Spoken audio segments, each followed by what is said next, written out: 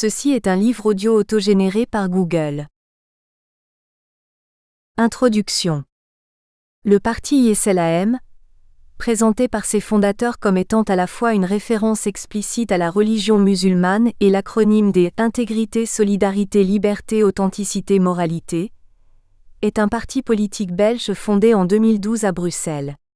À la suite des élections communales de la même année, 2 de ses 3 candidats, qui constituaient également le trio fondateur du parti et la totalité du groupe, intégreront 2 conseils communaux bruxellois, Loussi Naïdjedig et Redouane Arrouch, respectivement à Molenbeek et à Anderlecht.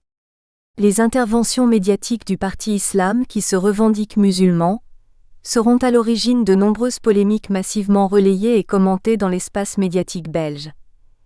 Ils exposent entre autres leur volonté de créer un État islamique de Belgique, d'établir une charia occidentale, ou encore une démocratie islamiste.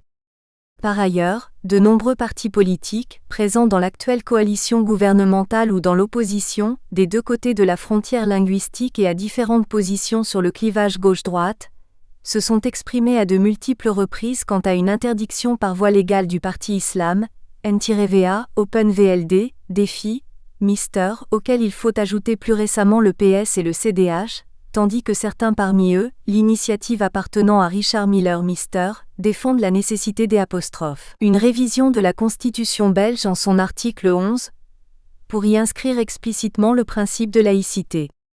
Paradoxalement, bien que ce parti soit médiatiquement surexposé, très peu d'informations, pour ne pas dire aucune, existent quant aux origines de son activité politique sur le territoire bruxellois, à son organisation interne, aux références qu'il mobilise ou à ses modalités d'action pratique. Ce livre, ou cette esquisse monographique, a pour ambition de combler cette lacune et c'est pour cette raison qu'il fait la part belle à la description, autant qu'il se limite à un cadrage théorique souple. L'objectif est certes d'éclairer par l'analyse les représentations sociales du parti, les différents rapports entretenus envers l'État belge, les autres partis politiques, la communauté musulmane de Belgique, les médias, etc. Mais sa vocation est aussi de constituer un document, un précédent ethnographique. Pour ce faire, j'ai pratiqué 5 mois d'observation participante périphérique, selon la typologie établie par Gold 1958, au sein et autour du parti islam, d'octobre 2016 à février 2017. Écrire au sein est ici un abus de langage, dans la mesure où le parti ne disposait pas d'un local où il aurait pu se réunir périodiquement, il se retrouvait dans des appartements privés. De plus, il est composé en grande partie de travailleurs temps plein, les rencontres étaient donc prioritairement réservées aux soirées et aux week-ends. Observation périphérique, car je ne fus jamais un membre actif du parti, je ne distribuerai aucun tract et ne serai sollicité pour aucune action, je fus accepté en tant qu'observateur et je pris la décision de tenir ce rôle. Je profitais des moments où il m'était impossible de les voir pour aller à la rencontre d'acteurs extérieurs toujours en contact avec le parti ou simplement informés sur celui-ci. Ressources humaines et employeurs, militants dans l'associatif, journalistes indépendants, observateurs politiques, conseillers communaux de Molenbeek et d'Anderlecht, etc. 3 entretiens semi-directifs ont été réalisés avec des membres du parti, Redouane Arrouch, Brahim Datou Saïd et Michel Dardenne, et 3 en dehors, qui désirent rester anonymes, tandis que plus d'une dizaine d'entretiens informels ont été menés durant la période de terrain, 5 au sein du parti et 7 en dehors. J'ai pu également compiler et analyser de nombreux documents internes, mis à ma disposition par Brahim Datou Saïd, comme j'ai pu récupérer tous les différents tracts distribués sur le territoire de Bruxelles depuis 2012 jusqu'à ma sortie du terrain. En parallèle, j'ai archivé de manière systématique toutes les interventions médiatiques des membres du parti islam et retranscrit les interviews, conférences de presse, reportages où ils sont apparus, et dont il restait une trace radio ou vidéo. Le site internet du parti islam, www.islam2012.be, fut également transformé en archive exploitable au moyen de capture d'écran, et ce à 3 reprises entre 2016 et 2018, tandis qu'il fut consulté sous ses formes antérieures grâce à des outils disponibles en ligne, Wayback Machine. Finalement, le corpus tout entier, hormis les tracts, a été codé dans des nœuds thématiques sur le logiciel de traitement qualitatif de données NVivo. Le livre est le résultat du travail à la fois physique et logiciel sur ces nœuds. La décision de diviser l'ouvrage en 3 chapitres, dans cet ordre. Grosso modo, un chapitre réflexif, un chapitre historique et un chapitre sur les références et stratégies, trouve sa justification d'une part dans le gage donné au lecteur que la lecture comme la construction du propos nécessite ces 3 temps successifs, et d'autre part dans l'espoir de donner réponse à 3 questionnements qui précédèrent mon entrée sur le terrain. D'abord un questionnement méthodologique, puisqu'il est éminemment problématique pour un anthropologue de se sentir opposé aux représentations, aux discours et aux stratégies de ses enquêtés. Ensuite un questionnement sur l'historicité de l'activité politique musulmane en dehors des partis dits traditionnels sur Bruxelles, qui fut une conséquence de l'apparition fulgurante du parti islam dans la sphère médiatique, donnant tantôt l'illusion de son caractère anhistorique, tantôt indiquant quelques noms de personnes ou de partis qui témoigneraient d'une filiation politique. Enfin, un troisième questionnement suscité par la rhétorique médiatique du parti qui semblait réaliser toute une série de doublets inédits. Le premier d'entre eux faisait coïncider État islamique et Constitution belge. Le premier chapitre se propose d'être d'abord et de manière mineure une entrée sur la littérature scientifique qui traite de l'objet partisan et sur la rareté des textes qui relatent les coulisses de ces recherches. La deuxième partie présentera les moments réflexifs au travers desquels l'ethnographie au sein du parti islam doit être engagée. En effet, j'ai dû à mon tour répondre successivement d'un climat d'angoisse précédant la phase de terrain, de loyauté incompatible, Bisol de 007A, et de pression au dévoilement, Bachelot et al. 2010, lors de mon évolution au sein du parti, et finalement de la polémique comme environnement de traitement des données autant que comme modalité psychologique de l'écriture. Le second chapitre s'efforcera de dresser la filiation politique du parti, d'en établir une généalogie, tout en imbriquant cette histoire documentée, à la mémoire que les acteurs en ont sur une période temporelle d'. Un peu moins de 30 ans, 1990 et 2017 à 2018, du Centre islamique belge, plus ou moins 1990, à la liste musulman.be, 2009, de la Fondation 2012 à l'extension du parti 2016 jusqu'à sa scission 2017 à 2018.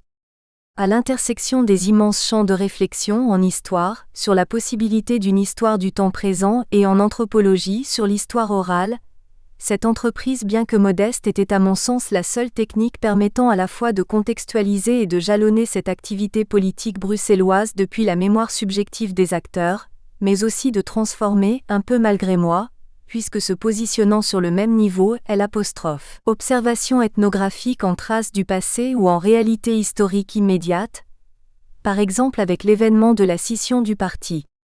Et c'est en partie grâce aux sélections et aux représentations qui sont proposées par les acteurs sur le donné historique, que le dernier chapitre fut rendu possible. Le troisième et dernier chapitre de ce livre entreprend de décrire et d'analyser l'hybridité référentielle et identitaire du parti, mais aussi la stratégie d'action pratique qui lui est étroitement liée.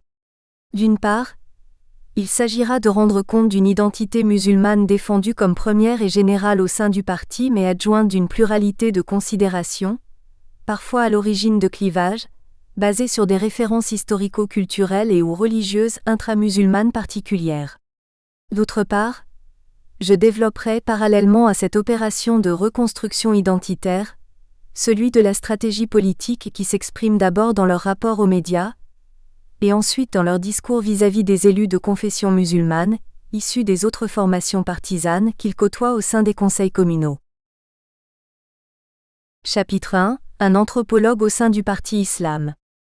Les comptes rendus de mission, les récits d'exploration, et de sortes différentes encore, sont autant de textes qui précéderont les efforts des premiers académiques et sur lesquels le savoir historique rend un verdict attendu. L'entreprise ethnologique, au même titre que les autres, ne connaît pas d'origine claire sur laquelle tomberait l'unanimité. C'est bien entendu affaire de sémantique. Si de l'ethnologie ou de l'anthropologie nous entendons en tant que discipline scientifique, la création et l'attribution des premières chaires aux pères si pas premiers, à minima fondateurs que sont E.B. Taylor, 1895, et J.G. Fraser, 1906, peuvent être évoqués. Mentionnons cette question 1000 fois posée. Est-ce que la reconnaissance institutionnelle, puisque c'est de cela qu'il s'agit, peut être considérée comme gage d'autre chose que le début de son existence académique ? Cela semble peu pertinent, d'autant qu'à moins d'invalider tous les efforts précédant cette reconnaissance, une question demeure. Sur quels critères évaluer alors un travail comme l'Histoire naturelle et morale des Indes orientales, 1589, de Joseph de Acosta? Deuxièmement, le cadre institutionnel lui aussi semble être avant tout soumis à la définition qu'on lui donne. En effet, l'anthropologie était déjà divisée en différents champs et l'anthropologie sociale qu'établira J.G. Fraser n'est pas celle d'Armand de Quatrefages, qui occupera pourtant la chaire d'anthropologie du Muséum national d'histoire naturelle de Paris 50 années auparavant, en 1855. Si de l'ethnologie ou de l'anthropologie nous entendons plutôt, en tant qu'effort scientifique, loin de s'accorder sur le séjour de L.H. Morgan chez les Iroquois, 1850, la discussion se gonfle de paternité que tous les enquêteurs sont en droit de se partager. Il nous suffit de penser à Hérodote ou plus proche de nous à Montaigne et à Rabelais. Grossièrement résumé, l'entreprise ethnologique, comme toutes les autres, est plus ou moins jeune ou vieille selon des déclinaisons de critères qui fascinent les historiens de la pensée et ensuite les historiographes, et il semble que les décennies qui nous éloignent des premiers textes labellisés anthropologiques seront paradoxalement toujours plus imminentes que celles qui nous séparent d'un verdict sur cette question. Comme le lecteur attentif l'aura aisément repéré, qu'il s'agisse d'une discipline ou d'un effort, l'audace a voulu que je les charge d'être scientifiques. J'assume à titre personnel, et à l'instar des auteurs qui ont participé à l'ouvrage Terrain d'écrivain, Bensa 2012, ne pas être certain que les sciences sociales rendent beau compte du réel qui leur soumet, qui plus est lorsque lecture est faite de ces écrivains majeurs qui ont foulé pieds et plumes sur les terrains des anthropologues.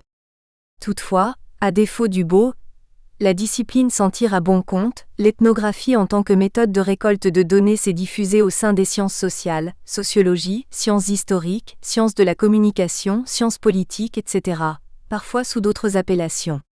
Si l'austérité de son produit, le texte publié, peut encore faire rougir sa méthode, l'observation participante de longue durée, depuis Malinowski 1922, même si là aussi on peut identifier de plus anciennes origines, suscite plus de discussions d'experts que de soupçons. S'il apparaît comme évident que nos pères ont cherché à donner à la discipline un historique respectable, il est remarquable également que ce soient les doutes épistémologiques justifiés des anthropologues du XXe siècle, qui entraînèrent les importants bouleversements envers lesquels nombre de mes contemporains et moi-même sommes encore redevables, parmi eux. Description factuelle, témoignages, interprétation et construction théorique ne se pensent plus en dehors de la présence des apostrophes. Un chercheur qui fait œuvre de réflexivité pour accéder, et faire accéder à la position qui fut la sienne dans la configuration singulière de son terrain. La réflexivité du chercheur, même lorsqu'elle apparaît comme triviale, est peut-être la continuation de cet effort, à chaque fois renouvelé, de s'arracher à l'embarras émotionnel que déchaîna depuis la tombe, le père de la méthode avec la parution de son journal, Malinowski 1985. 1. La méthode ethnographique et l'objet partisan. Les partis politiques sont des objets d'intérêt relativement anciens, et si la littérature historique sur le sujet compte son lot d'interventions davantage idéologiques que scientifiques, Van Haute et Sauger, 2017, s'accordent sur une réflexion remontant à Burke 1889. Est-ce que le parti politique existe a priori? Et c'est alors son identification qui est en jeu?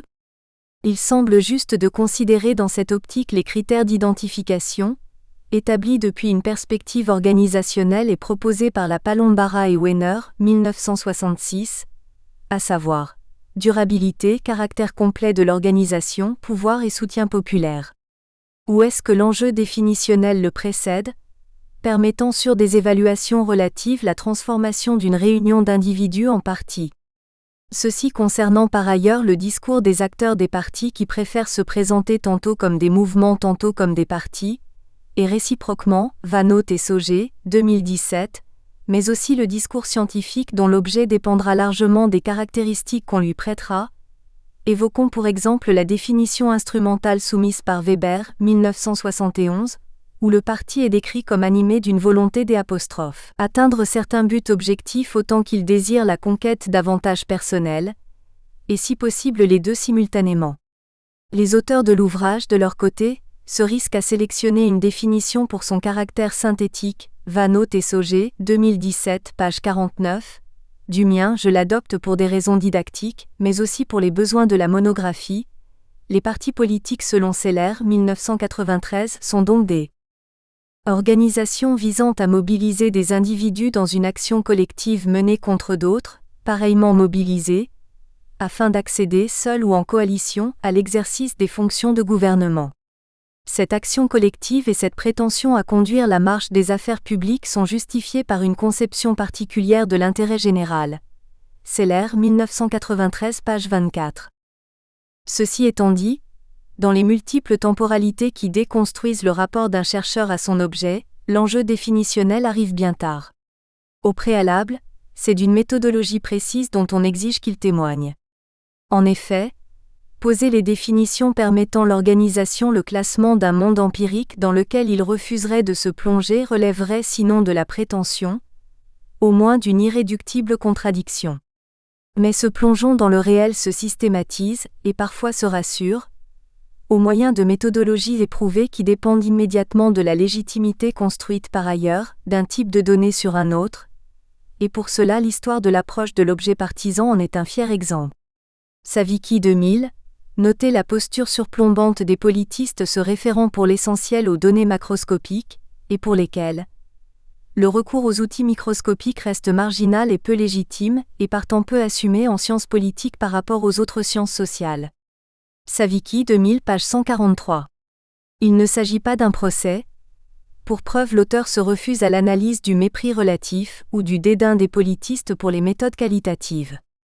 Selon lui, cette incompréhension tient plus à l'héritage juridique et behavioriste de la discipline qui rendent, perspectives globalisantes et statocentrées et données agrégées, idem page 144, davantage agréable que les longues contextualisations des comportements politiques empiriquement observables. Puisqu'il n'y a pas procès, il n'y a pas lieu de tenir plaidoyer ou réquisitoire. Cependant, remarquons que l'ethnographe ne s'intéressait guère ou alors très marginalement aux faits politiques des sociétés complexes, chaudes.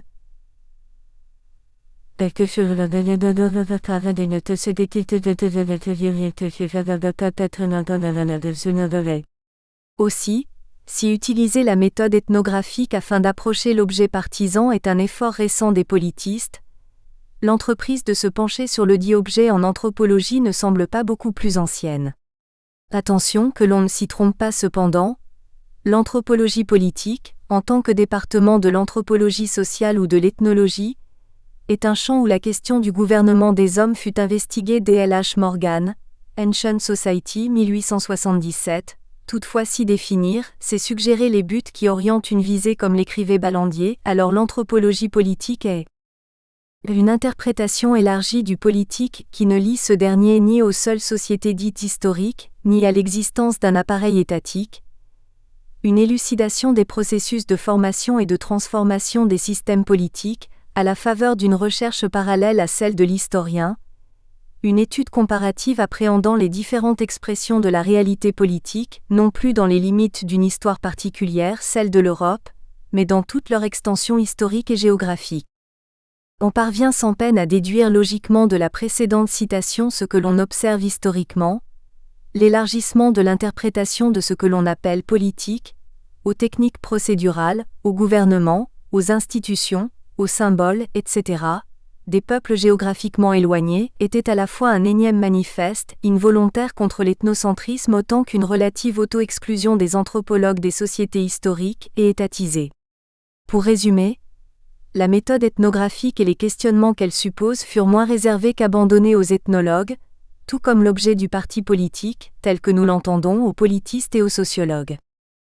L'ethnographie en tant que méthode qualitative de récolte de données, grâce à l'effort lent et processuel d'un relatif décloisonnement disciplinaire qui est sans aucun doute l'un des défis majeurs posés aux sciences sociales, partiellement réalisé dans l'informel, a connu après son importation depuis les terrains lointains où elle avait droit de citer son installation tiède dans les os de la science politique.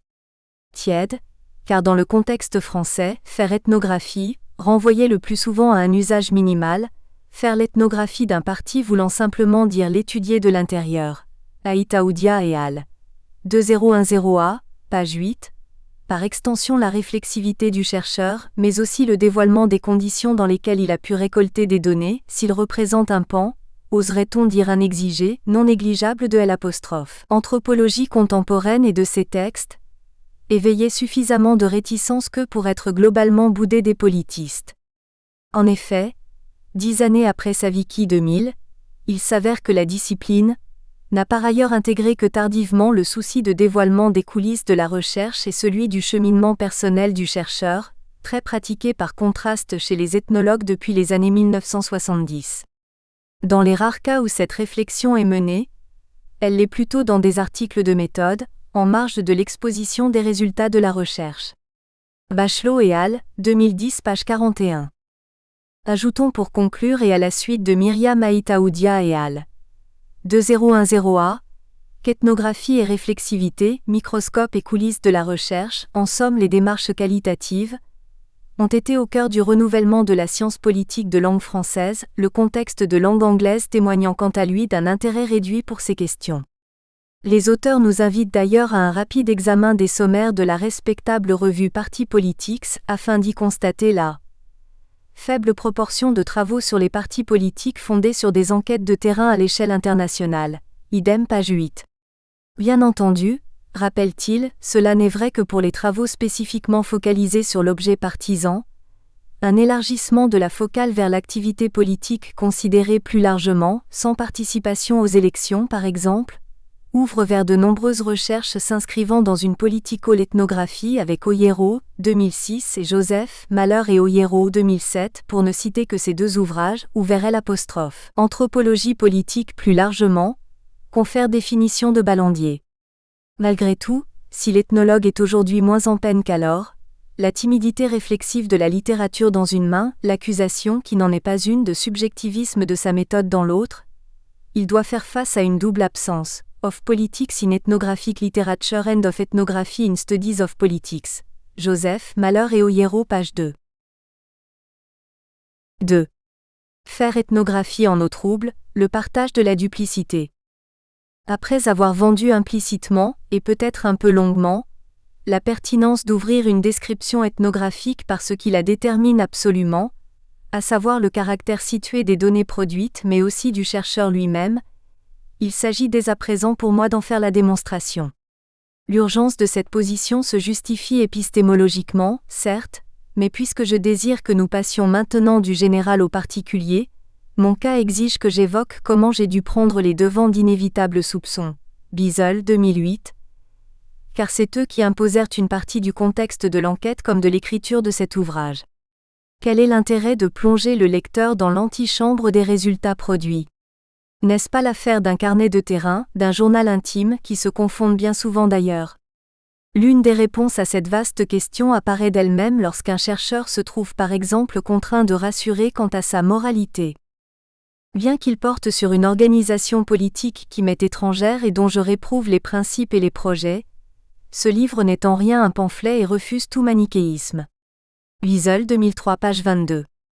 Ceci étant dit, la réflexivité dont on accouche textuellement en déposant sur ces manières de terrain ou ces données un regard suspicieux n'est ni un phénomène spontané, ni un effort continu, mais plutôt l'exercice d'un regard critique sur soi, une ethno-analyse que l'on peut idéalement découper en moments réflexifs. Le terrain sert aussi surtout à marquer une période, avec un avant et un après, et elle se donne à penser comme des encres temporelles, mais aussi positionnelles, le moment hante, le devant et l'avant entrés sur le terrain, le moment inter simultanément pendant et parmi, et le moment post, le derrière et l'après. 2.1. Le moment hante. Pour la plupart des jeunes doctorants en quête de financement, et qui désespèrent de pouvoir enfin démarrer leur thèse avec une bourse fixe, un contrat de recherche de 6 mois est une aubaine et un moyen de sortir un peu la tête de l'eau. Alors, et même si mon bagage ethnographique concernait davantage les quartiers dits populaires, j'acceptais la proposition de faire enquête au sein du Parti Islam, septembre 2016.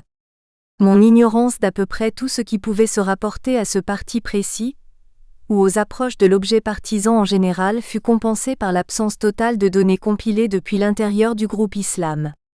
Je fus donc projeté, impatient et curieux, sur un terrain que je découvre encore. Cet état de naïveté, pourtant si précieux, ne dura qu'un très court instant. Comme tout citoyen belge dont l'attention fut un instant captée par une sortie dans la presse, une vidéo YouTube ou le journal télévisé, la rencontre avec mon futur objet de recherche se fit à travers les médias. La couverture médiatique qui suivit les élections communales de 2012 et la montée de Redouane Arrouch et de Loussi Naïdjedig, respectivement aux conseils communaux d'Anderlecht et de Molenbeek, et surtout la première conférence de presse du parti dessinèrent les contours d'une bulle polémique que je pressentais et que je redoutais. Il est question de l'instauration de la charia, qui se verra ensuite augmentée d'occidentale, de faire de la Belgique un État islamique qu'il serait déjà pour partie, me dira-t-on. Bref, dans un contexte où par exemple, la notion d'État islamique trouve une expression angoissante dans le califat du chef de guerre Abou Bakr al-Baghdadi et résonne dans les cris des innombrables réfugiés qui ont su se préserver de la noyade autant que dans les silences des personnes présentes à Malbec ou Zaventem, je comprends qu'il ne s'agit pas d'une entreprise de déconstruction scientifique ou d'argumentation islamologique, d'une volonté d'illustrer par les réalisations historiques antérieures à un État islamique, permettant une décontextualisation du cas Daesh, mais il s'agit ici d'une parole politique qui, a priori, cherche à choquer pour s'exposer. Un scientifique, aussi chevronné puisse-t-il être, peut avoir plusieurs casquettes mais jamais deux peaux.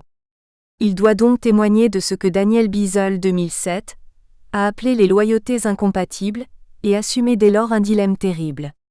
D'une part, la phrase écrite peut être transformée en fait, l'observation en pièce à conviction Sanjek 2004 page 449, et à Daniel Biesel 2008, d'ajouter que d'une façon quasi inévitable, l'image produite sur le groupe sera sympathique ou non, autant qu'à travers lui. C'est la qualité morale et le positionnement politique du chercheur qui sont inférés, qu'importe le bien fondé de son récit. Biesel 2008 page 95.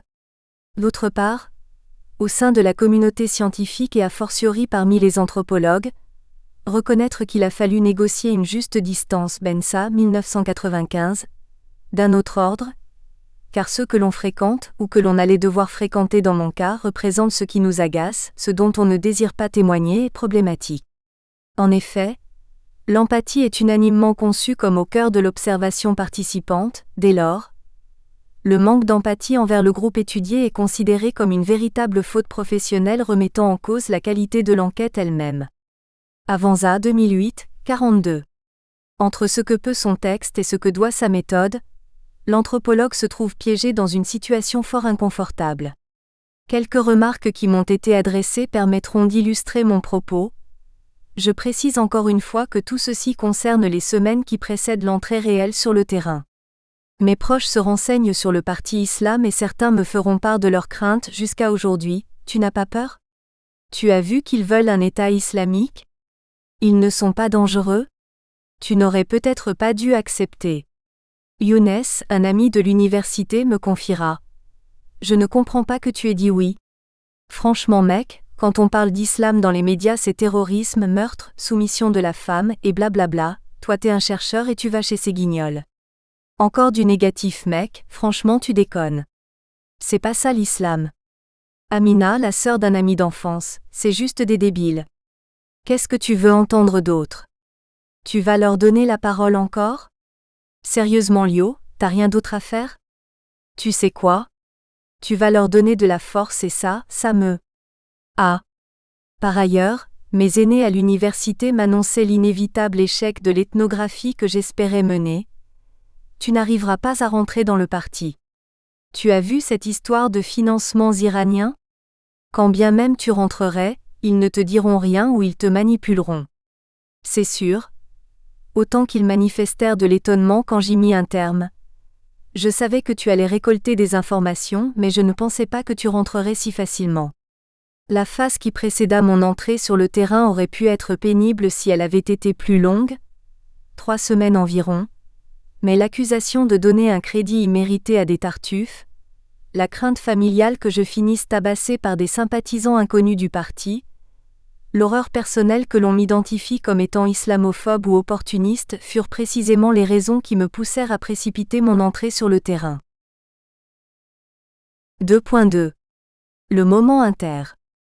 Tenant compte un peu malgré moi des mises en garde et des désapprobations nombreuses de mes proches, je préférais ouvrir mon terrain sous la protection de la foule.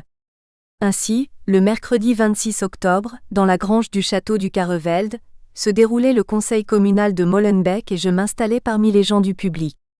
Le cœur du débat concerne une possible vente du domaine de Cornimont, Ardennes belge, propriété de la commune de Molenbeek que la situation financière contraint à s'en séparer, dira-t-elle via certains de ses élus. Un éducateur apparemment bien connu et apprécié intervient. Son témoignage anime le public, d'autant que de nombreux jeunes sont présents. Cornimont, c'est la seconde résidence des Molenbeekois. Lucy Naïdjedig écoute attentivement. Quand viendra son tour de parler, un brouhaha généralisé s'élève obligeant le président à intervenir. Pourtant son propos ne comporte rien d'extraordinaire. Pareil que les autres chefs de groupe, je me joins à cette demande. Les jeunes sont là. Je suis d'accord avec Monsieur de Bloch, il ne faut pas les faire attendre jusqu'à minuit. Sa position est celle de l'opposition. Tous les partis de l'opposition et le parti islam que je représente veulent garder Cornimont, il lit son texte. Je pense que l'échevine de la jeunesse doit s'expliquer devant les jeunes. J'apporte mon soutien à cette motion au nom du parti islam. La discussion s'éternise. La pause est finalement annoncée et mon attention tombe sur couple de personnes âgées, derrière moi. Ils commentent les interventions en les comparant aux précédents conseils communaux, évoquent l'évolution politique de Molenbeek des 30 dernières années. Bref, je sens pointer les informateurs privilégiés. Voici un résumé de notre discussion. Nous espérons que vous avez apprécié cet aperçu. Pour continuer à écouter ce livre audio sur Google Play Livres, utilisez le lien dans la description de la vidéo.